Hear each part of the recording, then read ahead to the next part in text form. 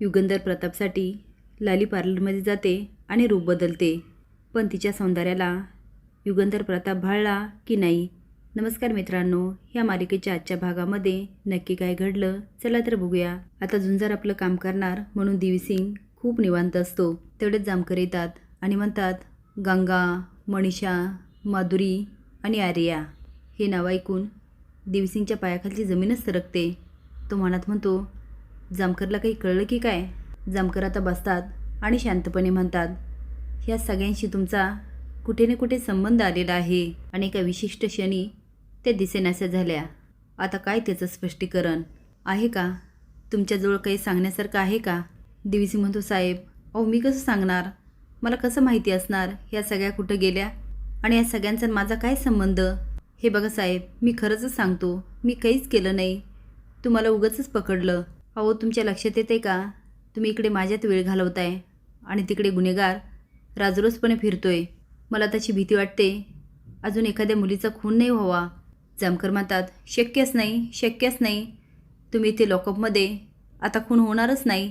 माझी पूर्ण खात्री आहे ह्या सगळ्यामागे तुम्ही आहात आणि ज्या दिवशी मला काही सापडेल ना, दुसऱ्या क्षणी गोळ्या घालील डोक्यात. आता मात्र देवीसिंग चांगलाच हादरतो आणि म्हणतो, काहीतरी करावं लागणार. इथून एकदा सुटलं ना, ह्या गावातून निघून जातो. इथं अजून राहिलो ना, हा जामकर काय सोडणार नाही. एक दिवस खरंच डोक्यात गोळ्या घालीन आणि सगळं त्या लालीमुळे होतंय. लाली, तुझ्यामुळे मला खूप सहन करावं लागलं. मी तुला सोडणार नाही. एकदा तू भेट, तुझी अवस्था गंगा, मनीषा, माधुरी आणि आर्यासारखी करतो की नाही बघ.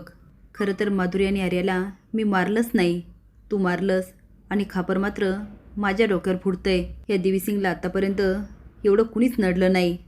पहिल्यांदा तू नडलीस. आता विचार कर, मी तुझे काय हाल करेल. झुंजार पेपर घेऊन पुन्हा पोलीस स्टेशनमध्ये येतो.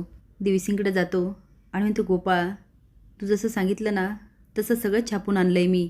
देवीसिंग बघून म्हणतो, एक नंबर. खरंच तुझे लई उपकार झाले. तुझ्यासारखा मित्र मला मिळाला. खरंच मी खूप भाग्यवान आहे. तुझे उपकार कसे फेडू तेच कळत नाही. झुंजार म्हणतो, एक गोपाळ येडायच कर तू. उपकाराची काय भाषा करतो? अरे एक मित्र दुसऱ्यासाठी एवढं तर करू शकतो. अजून काही लागलं तर बिंदासपणे सांग. बरं चल मी जातो.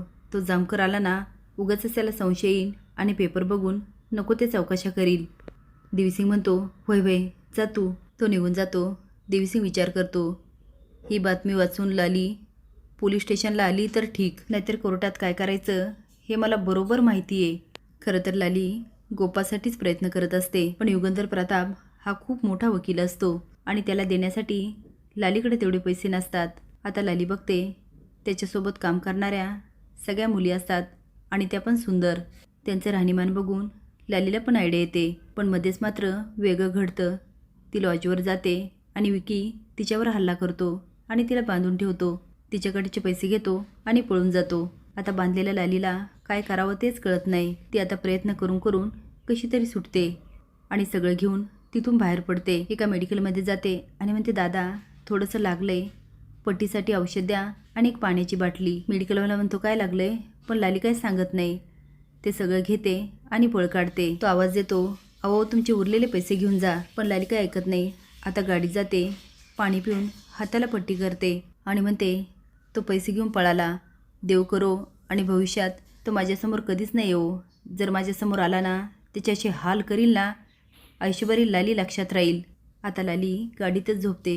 सकाळी उठते आणि तोंडावर पाणी मारून म्हणते, युगंधर प्रताप याच्यापर्यंत पोहोचण्यासाठी काहीतरी करावंच लागणार. आता लाली पोचते ते पार्लरमध्ये. इकडे तिकडे बघते तर मुलींचे खूप पोस्टर असतात. तेवढ्यात पार्लरवर म्हणते, मॅडम काय करायचं?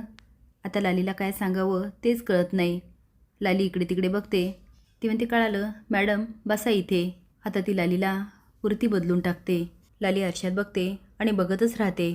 आता देवीसिंगने पण कमी प्रयत्न केलेले नसतात. तो जामकर साहेब ऐका ना, मला आईची खूप आठवण येते, एकदा भेटू द्या ना. जामकर म्हणतात, तुझ्या आईने लहानपणी तुला खाऊ घातलं असेल, झोपू घातलं असेल, ते आठवायचं आणि शांत बसायचं. आणि तुला जर खूपच आठवण येत असेल तर हा काय, तुझा भाऊ इथेच आहे, त्याच्याकडं बघ आणि आनंद मान. आता पुढील एपिसोडमध्ये बघूया लाली युगंधर प्रतापसमोर गेल्यानंतर काय घडतं. युगंधर प्रताप लालीवर मेहरबान होतो की लालीचा भ्रम तुटतो. असेच नवीन अपडेट जाण्यासाठी लाईक आणि सबस्क्राईब करा. धन्यवाद.